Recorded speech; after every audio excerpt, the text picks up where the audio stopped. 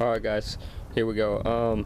So earlier I was telling you that where the red wire would go, and I was just across here into this box.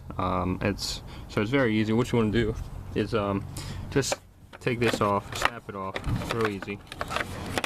Put that to the side, and you can see the two screws right there. One, two. This one goes that direction towards the battery. This one here goes towards the alternator. All you want to do is just unscrew them, pop them off. It's real easy. So I got my red wire in here just for kind of like a mock-up. What I like to do is put my crimps on both ends of these. This wire here was not cut at all. I ordered it. I think I got 13 feet of it. So what I like to do is put one on each end, and then I'll cut it from one end to there to what I need, and the other one, for me, I just think it saves me a little bit of time.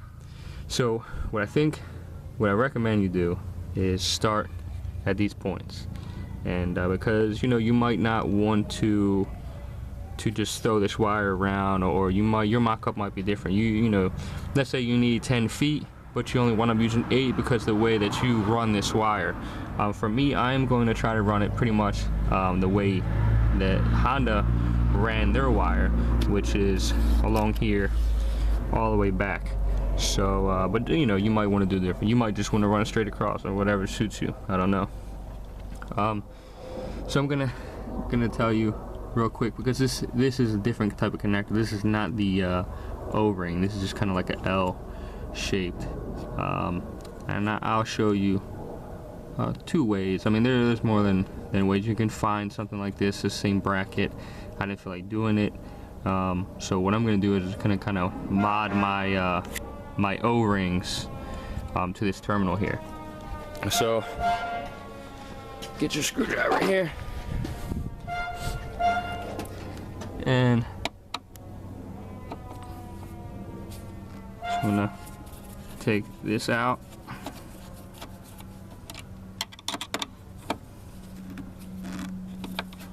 I mean, obviously you want to disconnect your battery first. That would be the first thing to do. Alright, so take one and take the other, and they just pull out. Now, one thing you can do, like mine, I placed that in there just the same way that the other one was, and I bent this top down, and that will fit perfectly. This 0 gauge will fit perfectly right in there. All right. The only thing is, it doesn't match up.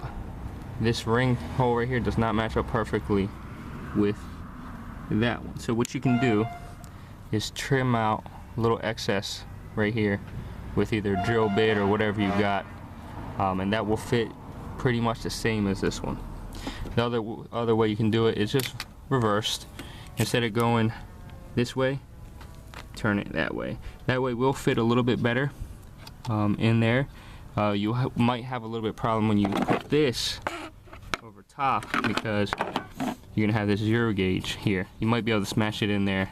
I haven't got that far yet, but that will fit over the hole a little bit easier. The only thing with that is you'll have to trim off of this end just a tiny bit, and what I recommend doing with that, you can get a hacksaw if you want, but what I'm going to be using here is this Craftsman rotary saw right here, and I'm going to be using let me get my Dremel kit here.